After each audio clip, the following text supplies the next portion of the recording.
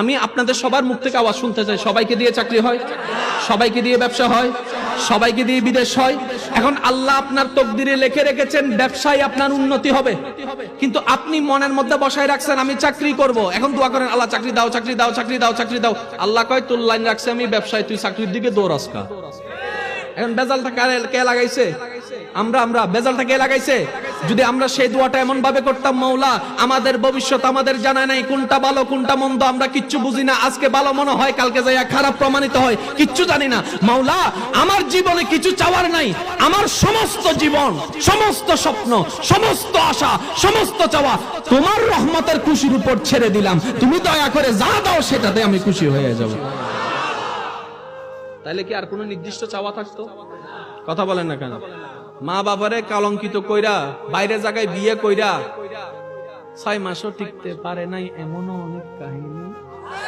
আমি কইলাম কি তারে এত যুদ্ধ করে বিয়েটা করছস, কোর্টের মধ্যে ফালাইয়া বিয়ে করছস, এখন কি ভুল করছি?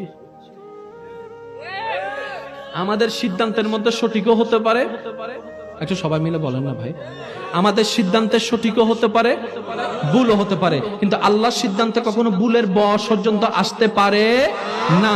সেজন্য আপনি নিজের জীবনের জন্য কিচ্ছু চাবেন না। আপনার যদি চাওয়ার দরকার হয় সবার জন্য চান, পরিবারের জন্য চান, বন্ধুর জন্য চান, সবার জন্য চান, নিজের বেলায় নির্দিষ্ট করবেন না। এখন আপনারাই বুঝতে পারবেন মেন এই জায়গার রোড থেকে যদি এই আপনাদের চাঙ্গিনী বাজারে যদি একটা রিক্সা আসে, ভাড়া কত? 30 টাকা। ভাড়া কত? জোরে বলেন। এখন আপনি এখানে নামার পরে রিক্সাওয়ালা ভাইকে কত দিবেন?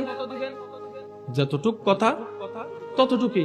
আর আরেকদিন এক সপ্তাহ পরে আপনি আবার আসছেন, একজন রিক্সাওয়ালাকে জিজ্ঞেস করলেন মামা যাইবেন আপনি? কোথায় যাবেন? ওই চাঙ্গিনা বাজারে যাব। তো কত?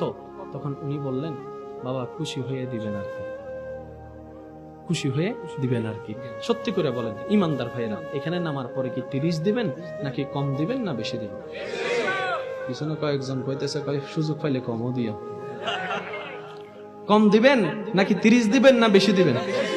এখন যখন 30-এর জায়গায় আপনি দিলেন 40, পিছন থেকে একজনে জিজ্ঞেস করে খাইছে রে যে দানবীর 40 দেয়, এক সপ্তাহ আগে একজনের লগে 2 টাকা বাঁচানোর লাগা যে ঝগড়া লাগাইছিলি তুই, আজকে বেশি দিলি কেন? সে আমার খুশির উপর ছেড়ে দিছে, সে আমার খুশির উপর। এই কিপটার ঘরের কিপটা যদি খুশির উপর ছাইরা দেওয়ার কারণে 30 না 40 দিতে পারে, ওই রহমানের খুশির উপর যখন কেউ জীবন ছাইরা দেয় আল্লাহ জানে তাকে কতটুকু দিতে পারে। আপনি চান কেন? চান না, একটু কৌশল করে চান, মায়া করে চান, মোহাব্বত করে চান। আল্লাহ আমার নির্দিষ্ট কিছুর দরকার নাই,